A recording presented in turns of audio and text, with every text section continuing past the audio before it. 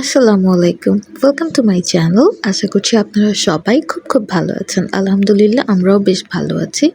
Last ছুটিতে আমি আর রাকিব মিলে বেশ কিছু রান্নাবান্না করেছিলাম। তো সেই ভিডিওগুলো আমার শাশুড়ি দেখেছিল।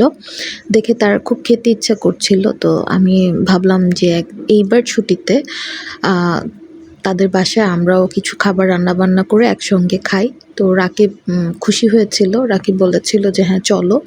তো প্ল্যান করে ওইভাবেই আমি সেদিন চলে যাই। সকালবেলা থেকে রান্নাবান্না সারি।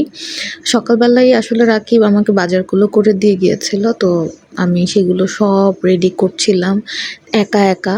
আ যদিও অনেক কষ্ট হয়েছে বাট কষ্টটা আমার সাকসেসফুল হয়েছে, কারণ সবাই বলছিল খাবারগুলো অনেক মজা হয়েছে। মা জানতেন যে আমরা খাবার নিয়ে আসবো, কিন্তু মা আমাদেরকে বলেন নাই সেদিন। বড় মামা, মেজো মামাদের বাসাতেও একটা প্রোগ্রাম ছিল খাবারের। তো আমরা যাওয়ার পর শুনি যে ওই বাসায়ও আমাদের আজকে একটা দাওয়াত ছিল। তো আমার একটু মন খারাপ হয়েছিল যে এত কষ্ট করে রান্না করলাম, ওগুলো এখন কি হবে?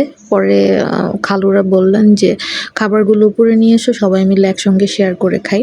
আসলে আমি খুব কম পরিমাণে নিয়ে গিয়েছিলাম। এখানে আমাদের ফ্যামিলির মোটামুটি সবাই ছিল। আলহামদুলিল্লাহ অল্প হলেও সবাই শেয়ার করে খেয়েছিল এবং তারা এত বেশি প্রশংসা করছিল, আমি খুব খুশি হয়েছি। অনেক দিন পরে অনেক সুন্দর একটা সময় কাটলো শ্বশুরবাড়িতে। এই ডেজার্টটা আমার বড় মামি সম্ভবত বানিয়েছিলেন। খুবই মজা হয়েছিল। আমি রেসিপিটা খুব তাড়াতাড়ি শুনলে ট্রাই করব। এই তো, সবাই দোয়া করবেন।